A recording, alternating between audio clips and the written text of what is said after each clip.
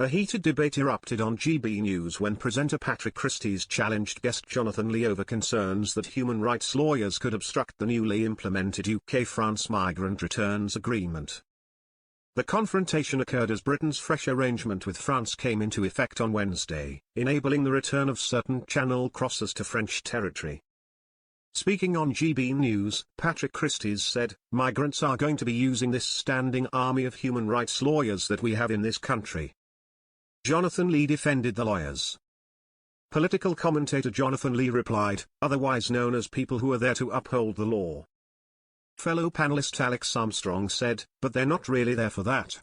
They're using loopholes in the law to keep people who shouldn't be here or there. That's the problem." Lis responded, "There may come a day when we all need a lawyer and then we'll be grateful for them." Patrick added, "I think it's the interpretation of the law, though, isn't it? So conceivably, we've got a treaty here that's been put forward by a democratically elected government, one that won a landslide at the last general election.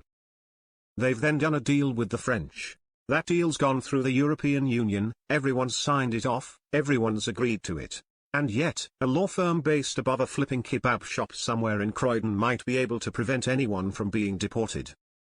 Jonathan said, "If they can do that, that's them doing their job." He added, "Seriously, for me, the bottom line is that everyone has rights and everyone should have legal protection. Parliament cannot override people's rights." Patrick fumed, "What about our rights? Our legal rights? We also have rights.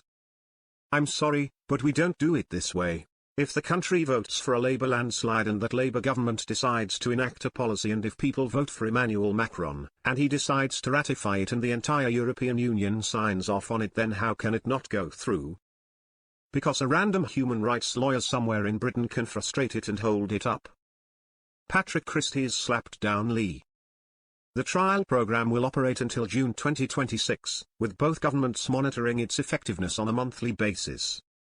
Ministers have declined to specify how many individuals might be transferred to France under the arrangement, with the Home Secretary stating that figures would fluctuate and expressing hope for increasing numbers over time.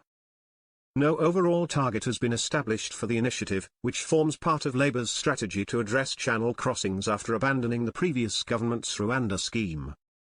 Opposition politicians have dismissed the agreement as inadequate, arguing it merely tinkers at the margins of the migration crisis rather than providing comprehensive solutions.